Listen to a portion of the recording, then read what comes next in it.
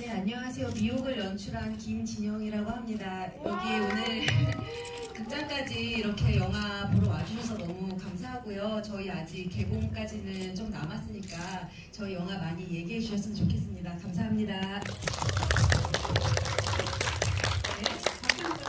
네, 안녕하세요. 박효주입니다. 반갑습니다.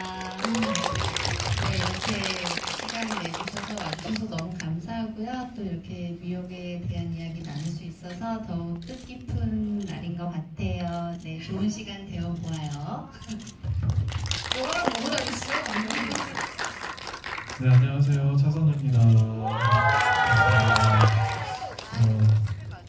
왜 이렇게 와서 많이 오실 줄 모르겠는데. 너무 오랜만이에요. 예, 그렇죠. 이게 시간이 늦은 시간인데도 일단 와주셔서 너무 감사드리고요. 재밌게 보셨을 거라고 생각합니다. 즐거운 이야기 많이 나눠보도록 해요. 네, 이렇게 오랜만에 모습을 보일 기회가 좀 없으셨나요?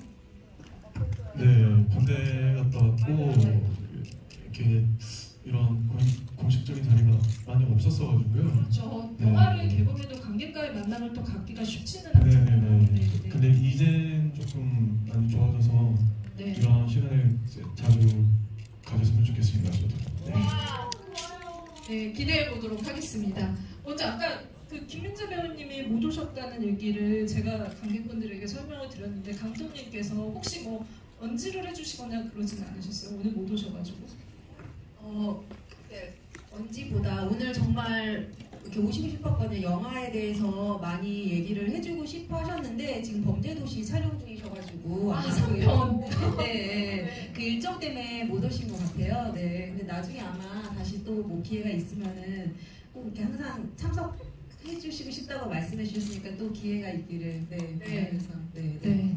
김민재 배우님이 워낙 또 말씀이 많으셔가지고 아마 오늘 오셨으면은 이 두 분께서 그리고 감독님께서 말씀하실 기회가 오히려 그 시간이 뺏길 거 우려해서 양분화해서 다음에 또 저희가 꼭 한 번 더 하자고 말씀을 네 그렇게 열어주면서 범죄도시 얘기도 미리 좀 캐내는 그런 시간을 가져보도록 하겠습니다.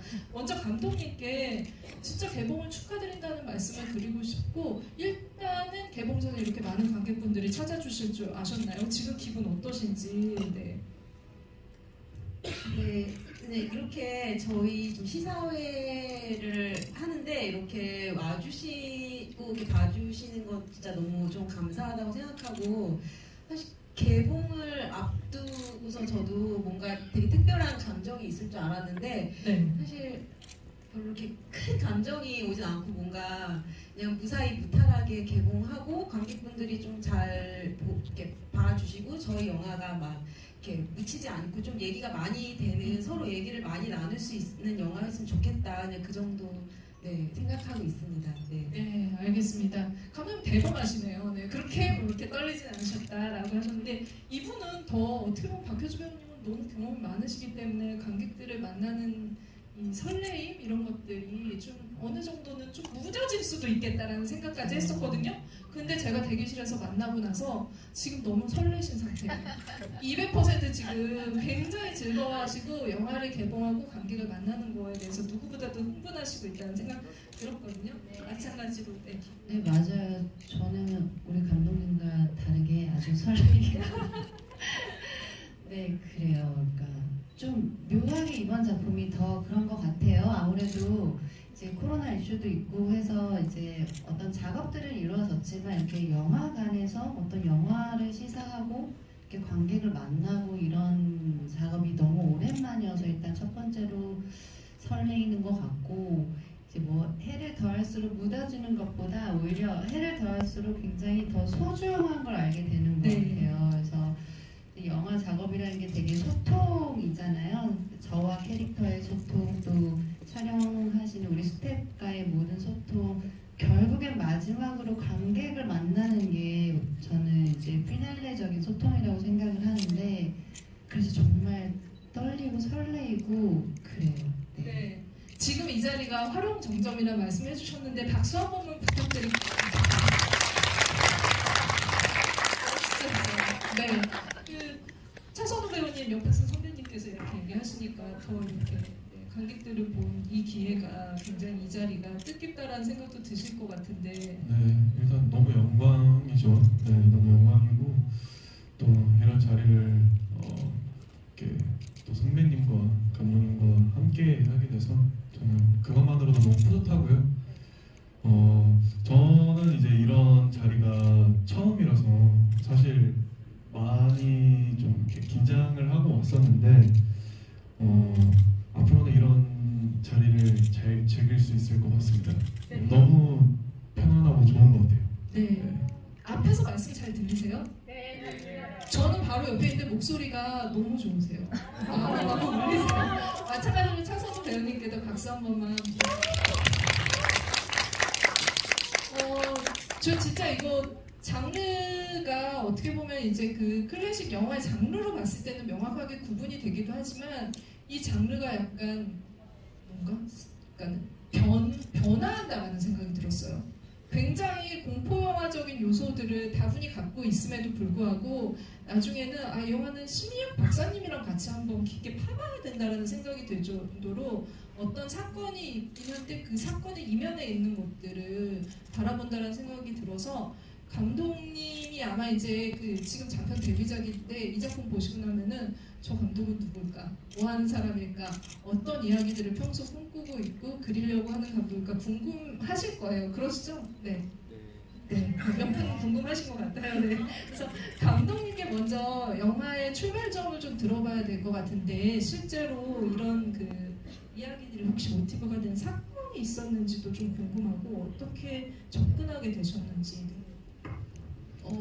제가 원래 좀 이렇게 사람과 사람 간의 관계 이런 얘기를 좋아하기도 했었는데 이 이야기의 시작은 그냥 제가 이제 공포 영화를 워낙 좋아하다 보니까 공포 영화를 써야겠다 해서 뭐 구마사제 분들 뭐 엑소시즘 이런 것들 막 인터뷰들을 다 읽어봤어요. 근데 네. 저희 나라에 정말 구마사제분이 계셨고 저도 그게 너무 흥미로워서 그분의 인터뷰를 찾아봤었는데 이제 그분이 그 정말 구마라는 게 뭔가 마귀를 없애는 게 아니라 그 마귀에 대한 정의를 얘기하셨는데 인간의 뭐 나쁜 기억이나 상처가 어떻게 사람을 괴롭히는지에 대해서 이제 그거를 어떻게 보면은 다른 식의 마귀로 정의를 하고 계시더라고요. 근데 그 인터뷰가 저한테 굉장히 좀 인상이 깊었고 그게 무엇보다도 다른 무엇보다도 되게 공포스럽게 다가왔어요. 정말 귀신이 나타나는 게 공포가 아니라 어떤 한 인물이 겪은 나쁜 기억이나 상처가 어떻게 보면 그 이후에 그 인물의 삶에 있어서 굉장히 공포가 될 수 있겠구나라는 생각이 들어서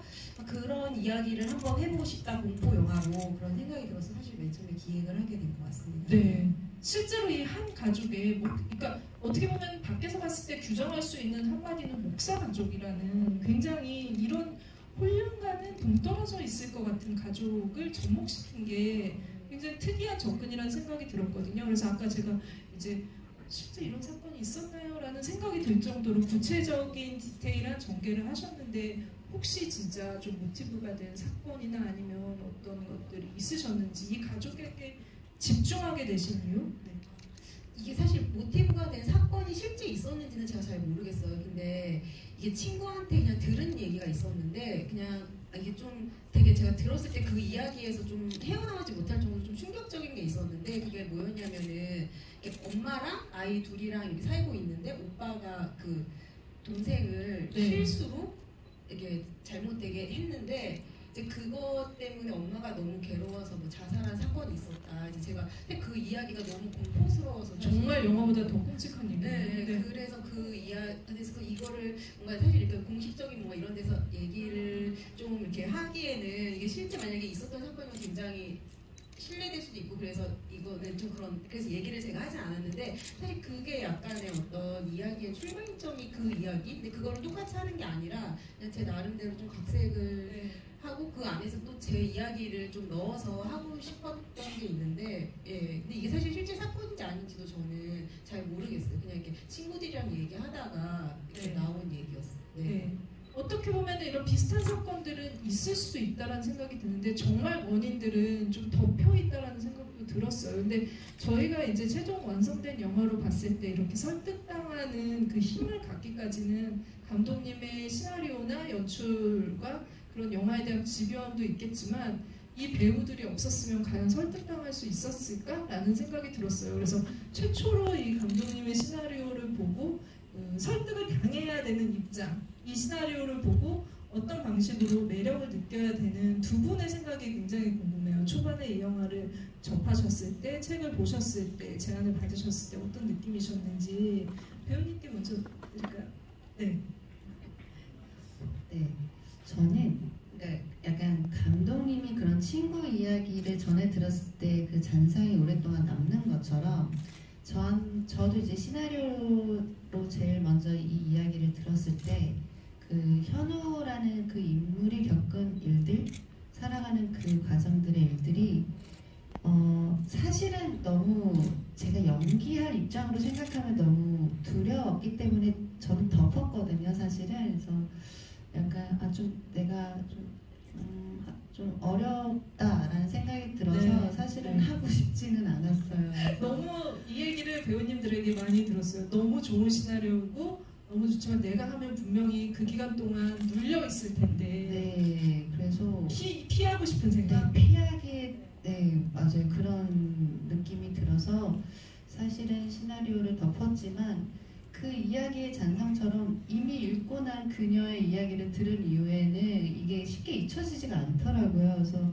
자꾸 묘하게 끌림이 생겨서 이제 감독님을 좀 뵙고 왜 이런 이야기를 하셨는지가 너무 궁금해져서 감독님을 뵈었고 만나서 얘기하다 보니까 이러한 대화들을 나누다 보니까 이 시나리오에 점점 좀 매혹당했던 것 같아요. 네.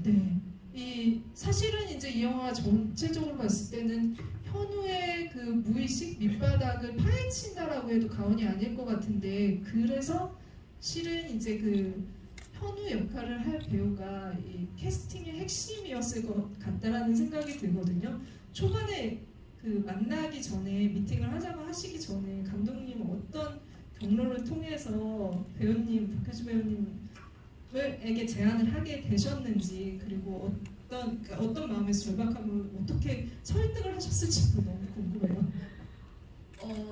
사실 이렇게 만나 뵙기 전에는 엄청 제가 진짜 설득을 해서 꼭 같이 했으면 좋겠다라고 생각을 했었는데, 그러니까 그 전에 사실 이제 박효주 배우님의 이미지가 저한테는 되게 좀 강하게 남았던 게 형사 역할 같은 거 많이 하셔서 맞아요. 되게 강한 이미지가 있으셨어요. 근데 저는 진짜 현우 역할로 제가 꼭 하고 싶은 그 어떤 딱 이것만큼은 놓치지 말아야겠다고 생각한 이미지가 그런 강한 좀 여성의 이미지를 갖고 계신 분이었거든요. 그래서 저는 일단 만나 뵙고 또 얘기를 되게 많이 나눠보고 싶다라고 생각하고 미팅을 했는데, 그때 미팅을 좀 되게 오래 했거든요. 막 이렇게 30분 이렇게 한 게 아니라 정말 얘기를 많이 했는데, 제가 맨 처음에 제 이야기를 하고 이렇게 효주 배우님이 막 이렇게 오고 가는 얘기를 했을 때 제가 느꼈던 감정은 좀 약간 결이 비슷하다. 그래서 뭔가 이런 뭐 종교나 뭐 이런 귀신이나 이런 거 얘기를 하는데 너무 이제 얘기가 잘 통하고 그 어떤 한 인물이 좀 변해가는 그런 되게 섬세함이나 불안한 심리를 너무 얘기를 재밌게 하면서 이 작업을 되게 잘 만들어갈 수 있겠다라는 사실 생각을 했었거든요. 근데